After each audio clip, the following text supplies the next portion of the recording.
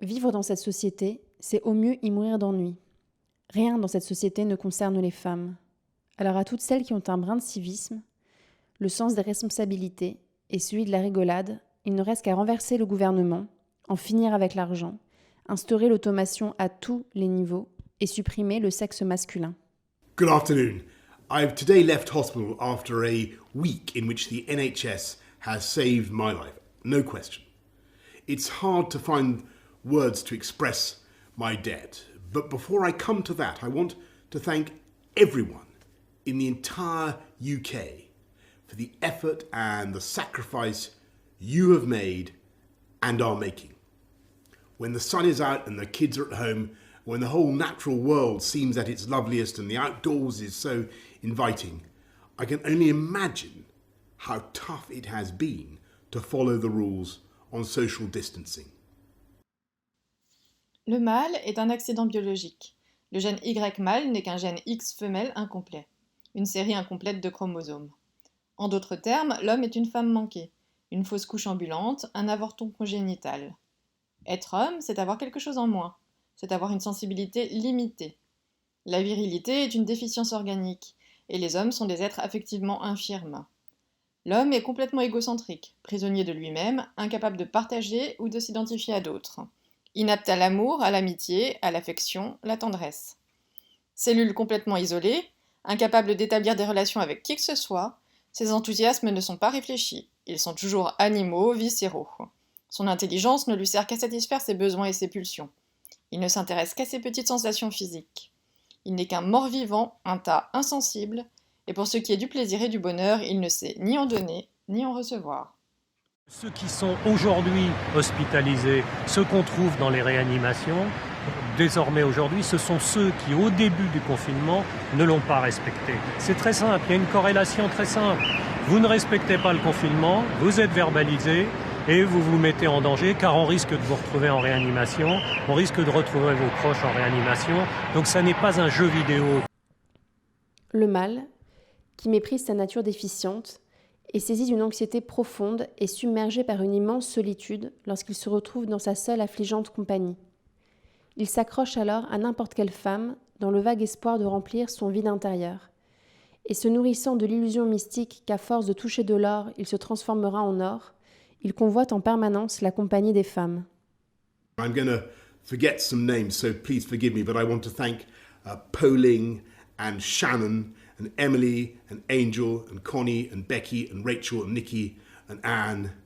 And I hope they won't mind if I mention in particular 2 nurses who stood by my bedside for 48 hours when things could have gone either way.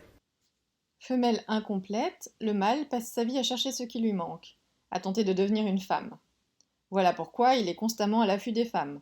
Voilà pourquoi il fraternise. Il veut vivre à travers elles, se fondre en elles. Voilà pourquoi il revendique tout ce qui caractérise en fait les femmes.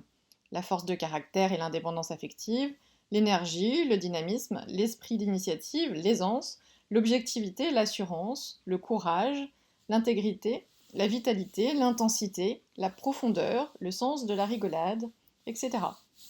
Voilà pourquoi il projette sur les femmes tout ce qui caractérise les hommes. La vanité, la frivolité, la banalité, la faiblesse, etc. Il faut cependant reconnaître qu'il existe un domaine dans lequel les hommes sont largement supérieurs aux femmes, celui des relations publiques. C'est de cette façon qu'ils réussissent à faire croire à des millions de femmes qu'elles sont des hommes, et vice-versa.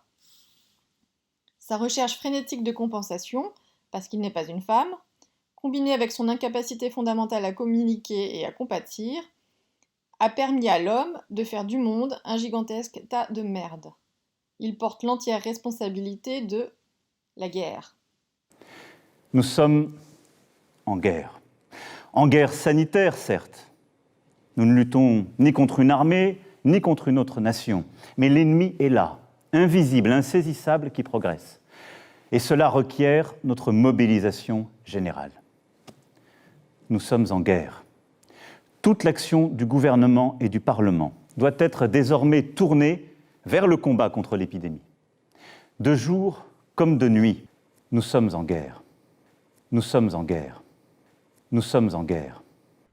Le système de compensation le plus courant du mal, à savoir dégainer son gros calibre, se révélant notoirement inefficace puisqu'il ne peut le sortir qu'un nombre très limité de fois, il dégaine sur une échelle franchement massive, donc sublime, prouvant ainsi au monde entier qu'il est un homme. Du fait de son incapacité à éprouver de la compassion pour les autres, à les comprendre ou à s'identifier à eux, il trouve que l'affirmation de sa virilité vaut bien toutes sortes de mutilations et de souffrances, et il l'a fait passer avant un nombre incalculable de vies humaines, la sienne comprise. Nous réagirons fort et nous réagirons vite.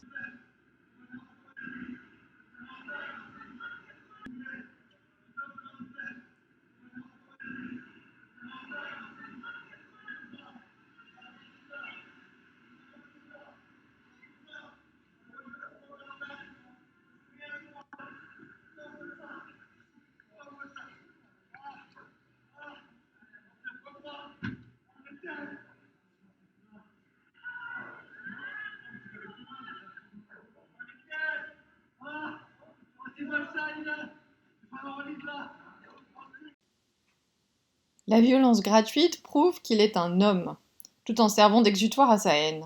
Et puisque l'homme n'a de réaction que sexuelle, et qu'il faut des stimulants vraiment puissants pour exciter ce mort-vivant, elle lui procure, sexuellement, un petit frisson.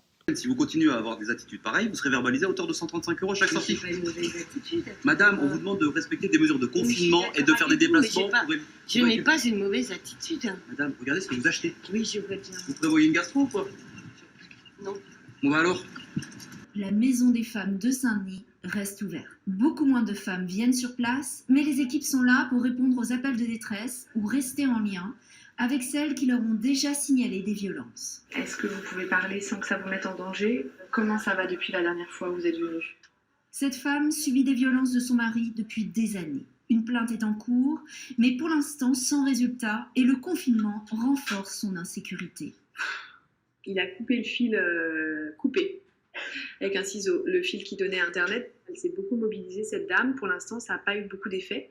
Donc je pense qu'elle est épuisée. C'est à nous, les professionnels, de prendre le relais. Je suis très inquiète pour l'avenir. J'ai vraiment la sensation qu'on est en train de limiter la casse. Il y a beaucoup de situations qui explosent, où il y avait déjà des violences, mais qui étaient peut-être d'une forme verbale, psychologique. Et là arrivent des menaces de mort, des violences physiques. Rien, humainement, ne justifie l'argent ni le travail pour quiconque au-delà de 2 ou 3 heures par semaine au grand maximum. Tous les travaux non créatifs, c'est-à-dire à peu près tous les travaux exercés à ce jour, auraient pu être automatisés depuis longtemps. Et dans un système sans argent, tout le monde aurait tout ce qu'il veut et du meilleur. Les raisons qui maintiennent en place ce système basé sur l'argent et le travail n'ont rien d'humain. Elles sont mal. Juste un petit rappel, en 1945, on a choisi d'avoir un système par répartition à 100%. Ça veut dire quoi? Ça veut dire que c'est les gens qui travaillent qui payent pour les gens qui sont à la retraite. Et en fait, c'est une comptabilité assez simple. Il faut que les Français comprennent ça. Hein. C'est vraiment une comptabilité de, pardon l'expression, de ménagère. C'est vraiment une comptabilité de, pardon l'expression, de ménagère. Pardon l'expression, de ménagère. Les hommes font de la comptabilité rentable. Les femmes font de la comptabilité gratuite. L'homme, incapable d'entrer en relation avec les autres, et contraint de se donner l'illusion de servir à quelque chose, s'active pour justifier son existence, à creuser des trous et à les remplir. L'homme est horrifié à l'idée d'avoir du temps libre, pendant lequel il ne trouverait rien d'autre à faire que de contempler sa grotesque personne. Puisqu'il ne peut aimer ni établir de contact, l'homme travaille. Moi, j'adore pas le mot de pénibilité parce que ça donne le sentiment que le travail serait pénible. Mais il est aménagé temporairement pour permettre l'organisation d'une véritable économie de guerre. Dans les secteurs vitaux et sous conditions, les entreprises pourront déroger, et là encore je le répète, temporairement et avec des compensations ultérieures, aux durées maximales du travail et aux règles de repos hebdomadaires et dominicales. Obsédé par le désir d'être admiré par les femmes, mais n'ayant aucune valeur intrinsèque, l'homme fabrique une société complètement artificielle qui lui attribue un semblant de valeur à travers l'argent, le prestige, la supériorité de classe, les diplômes, la profession et le savoir, tout en reléguant au bas de l'échelle sociale, professionnelle, économique et culturelle le plus grand nombre d'hommes possible. Our team is the best anywhere in the world. We have the best economy, the most advanced healthcare, and the most talented doctors, scientists, and researchers anywhere in the world. Les plus grands spécialistes européens se sont exprimés ce matin dans une publication importante. J'ai réuni aujourd'hui, avec le Premier ministre, le ministre de la Santé, notre comité scientifique de suivi. Nous avons en France les meilleurs virologues, les meilleurs épidémiologistes, des spécialistes de grand renom, des cliniciens aussi. L'homme a besoin de boucs émissaires sur lesquels il peut projeter ses lacunes et ses imperfections, et sur lesquels il peut défouler sa frustration de n'être pas une femme. En bas de cet immeuble de la Cité des Oliviers à Marseille, Samy se fait contrôler. Selon lui, son autorisation de sortie dérogatoire est en règle. Il affirme être devant chez lui. Le 25-03-2020, Marseille, je sais pas quoi, 13 013 rue Albert Marquet. Les forces de l'ordre, elles, estiment qu'il ne respecte pas les règles du confinement et qu'il est là pour vendre de la drogue.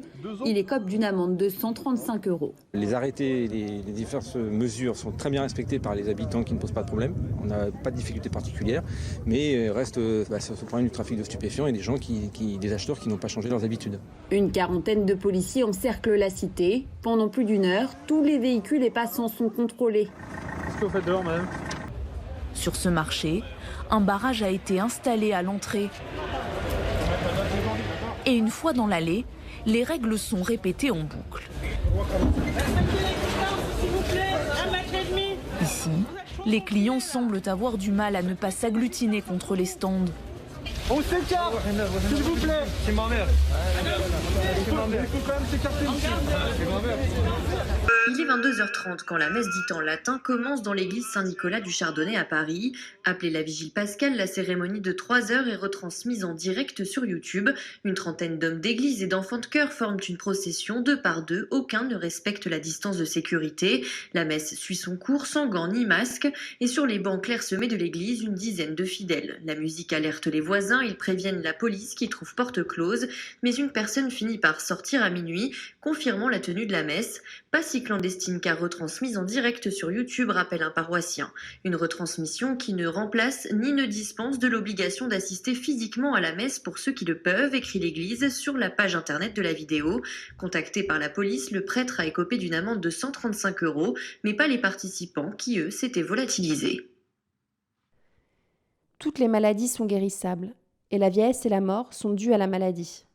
Il est donc possible de ne jamais vieillir et de vivre éternellement. En fait, les problèmes de la vieillesse et de la mort pourraient être résolus d'ici quelques années si la science y mettait le paquet. Cette éventualité n'aura cependant pas lieu dans un monde régi par les hommes pour les raisons suivantes. Dans la journée de jeudi, un consensus scientifique et politique s'est formé pour maintenir le premier tour des élections municipales. Et j'ai pris avec le Premier ministre la décision de maintenir le scrutin. Hier, dimanche, les opérations de vote ont donc pu se tenir. Je veux ce soir remercier les services de l'État, les maires, l'ensemble des services des mairies, tous ceux qui ont tenu les bureaux de vote et qui ont donc permis l'organisation de ce scrutin. Je veux aussi saluer chaleureusement les Françaises et les Français qui, malgré le contexte, se sont rendus aux urnes. Je lui dirai les mots bleus, ceux qui rendent les gens heureux. Une histoire d'amour sans parole n'a plus besoin du protocole. Et tous les longs discours futiles terniraient quelque peu le style de nos retrouvailles. De nombreux chercheurs potentiels sont découragés des carrières scientifiques à cause de la rigidité, de l'ennui, de la cherté, des pertes de temps et de la sélection sociale qui caractérisent notre enseignement supérieur. Petit 2. Les chercheurs en place, dans leur insécurité mâle, protègent jalousement leur poste et veulent nous faire croire que seule une petite élite est à même d'apprécier les concepts scientifiques abstraits. I'm not a doctor, as you possibly have found out. I'm not a doctor, but I'm a person with common sense. There are promising therapies. And that would be it's called Remdesivir.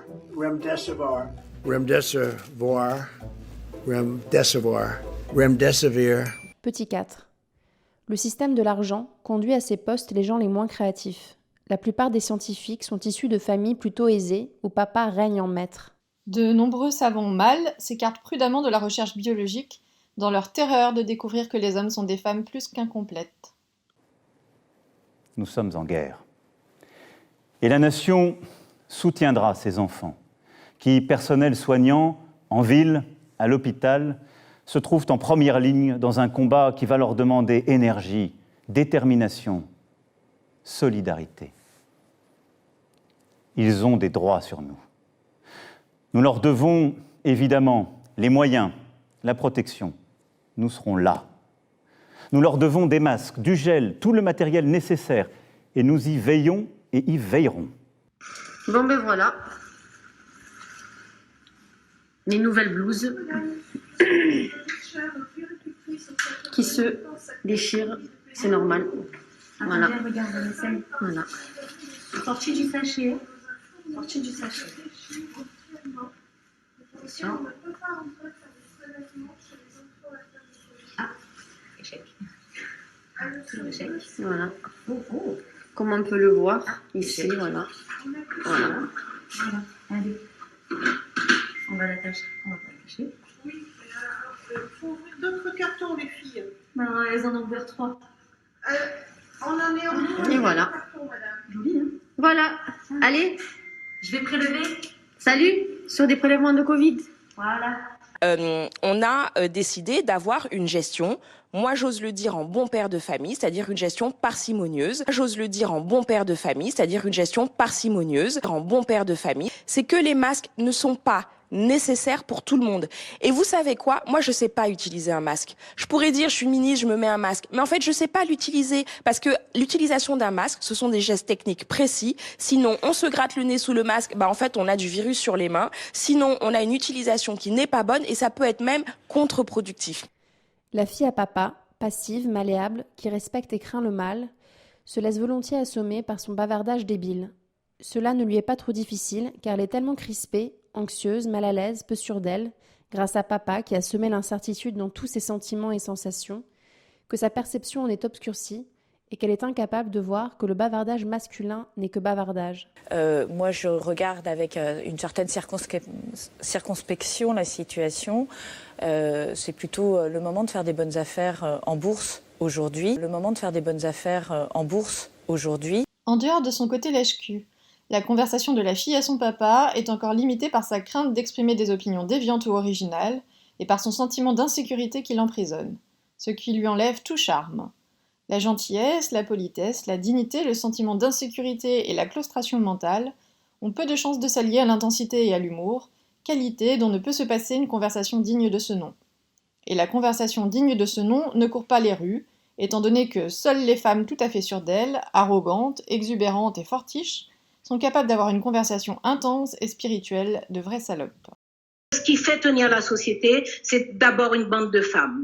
Parce que les femmes sont majoritaires dans les équipes soignantes, même si nous saluons aussi avec autant de gratitude les hommes, parce que les femmes sont majoritaires aux caisses des supermarchés, parce que les femmes sont majoritaires dans les équipes qui nettoient les établissements qui travaillent encore, donc, et qu'elles sont souvent majoritaires dans la fonction publique qui tient encore. You know, you guys, the House voted to approve $8 billion in coronavirus aid, which is great. Matt Gaetz, we mentioned him in the monologue. He's one of your colleagues. He's a Republican, and he wore a gas mask. Yes, he did, with matching shoes. With the matching shoes, yeah. I feel like nobody who's ever worn that mask has worn those shoes. No.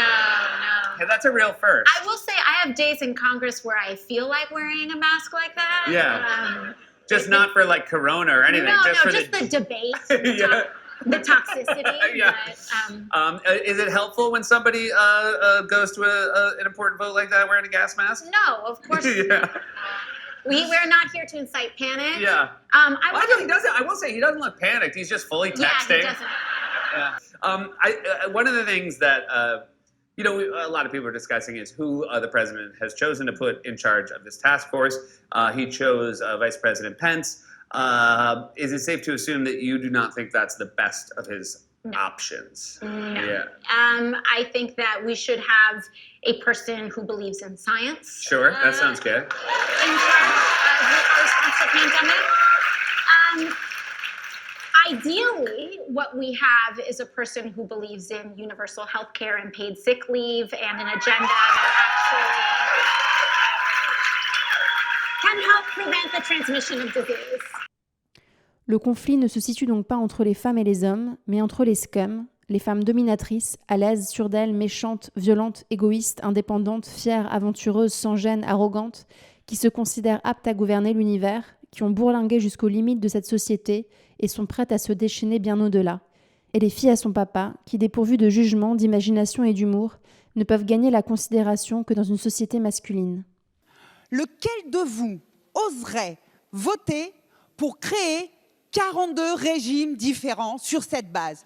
Lequel de vous oserait aujourd'hui créer un régime qui donnerait le droit à un conducteur de métro, monsieur Mélenchon, de partir 10 ans plus tôt à Paris qu'à Lyon? Lequel d'entre vous oserait voter de dire à des danseurs et à des danseuses d'un opéra à Paris qu'ils pourraient partir 20 ans plus tôt que ceux de Lyon?